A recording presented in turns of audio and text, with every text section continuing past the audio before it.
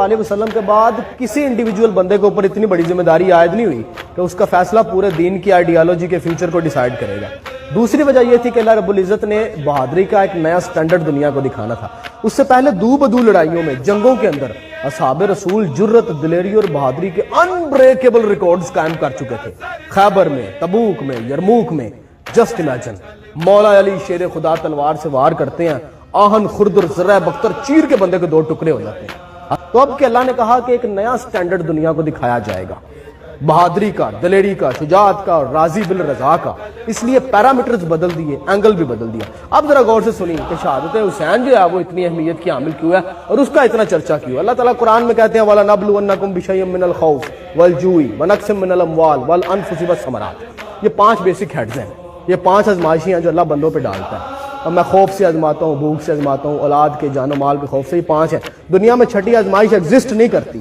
ایک ٹائم پہ ایک بندے کے اوپر ایک آزمائش آتی ہے، پھر اللہ تعالیٰ ایک لمبا سا وقفہ دیتے ہیں تاکہ بندہ ہیل کر جائے، کیونکہ بندہ اتنے جوگا نہیں ہوتا۔ لیکن جو اس کے ساتھ بڑی محبت کرنے والے ہوتے ہیں نا، جو اس کے بڑے قریبی ہیں، جو دوست ہیں، ان پہ 2 بھی ڈال دیتے ہیں، جیسے صبر ایوب میں 2 سے زیادہ کبھی کسی پہ نہیں ڈالی ہے۔ لیکن امام حسین کے کیس میں اللہ رب العزت کی ذات نے 5 کی 5 آزمائشیں اکٹھی ڈال دی، درمیان میں کوئی وقفہ نہیں، اکٹھی 5 کی 5 آزمائشیں ڈال دی ہیں۔ یہ دنیا کے بڑے بڑے ہیروز جن کی داستانیں لوگ سناتے ہیں، یہ بیبیلونینز، کسیڈینز، بنو قد نظر، ہخامنشی، یہ رومن امپائرز والے، پرشین امپائرز والے، 2 ہیڈز اللہ ڈال دیتا نا، میدان چھوڑ کے بھاگ جاتے۔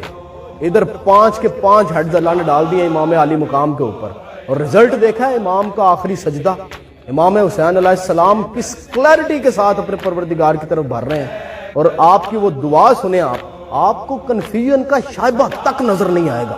اس لحاظ سے امام حسین انتہائی ایکسٹرا آرڈنری ہیں، اور یہ بڑا ضروری تھا کہ امام حسین اتنی بڑی پرفارمنس دیتے ہیں، کیونکہ جنتی جوانوں کے سردار ڈکلیئر کر دیا تھا رسول اللہ صلی اللہ علیہ وسلم نے۔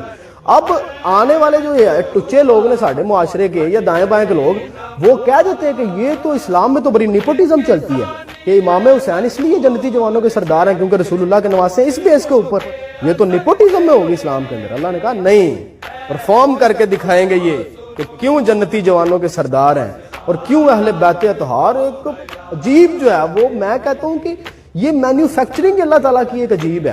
یہ جو 5 ہیڈز ہیں نا، کوئی اور بندہ انہیں بیئر نہیں کر سکتا تھا سوائے خانوادہ رسول کے، یہی بیئر کر سکتے تھے کیونکہ ان کی رگوں میں رسول اللہ کا خون تھا۔ عام بندہ نہیں بیئر کر سکتا۔ عام موبائل ہے نا، اس کو 20 امپیئر کا کرنٹ تو اس کا پٹاخہ چل جانا، اس نے پھٹ جانا۔ تو وہ اتنی آزمائش اور اتنا بڑا سٹینڈرڈ جو ہے نا، وہ صرف یہی سیٹ کر سکتے تھے جن کے رگوں میں رسول اللہ کا خون تھا، باقی اور کوئی سیٹ نہیں کر سکتا تھا اتنی بڑی ایگزامپل۔ باقی دنیا کے جو بڑے بڑے لوگ سمجھتے ہیں کہ ہماری تہذیبوں میں بڑے بڑے ہیروز ہیں، ٹچ بھی نہیں کر سکتے، چھو کے بھی نہیں گزر سکتے۔ تو 2 بیسیکلی وجہ تھی، ایک وہ فیصلہ ایک ہی بندے کے اوپر فیصلہ تھا، پورے کے پورے دین کا فیوچر ڈیفائن ہونا تھا۔ دوسرا امام حسین کی شہادت میں اللہ نے 5 کے 5 ہیڈز ڈال دی۔ اب سمجھ آئی ہے کہ شہید تو اور بھی بڑے ہیں، لیکن اس طرح کا شہید اور کوئی نہیں ہو سکتا، اور اس لیے امام حسین کی شہادت کے چرچے ہیں۔ چلو کام شکر ہے، سمجھ آ گئی ہے۔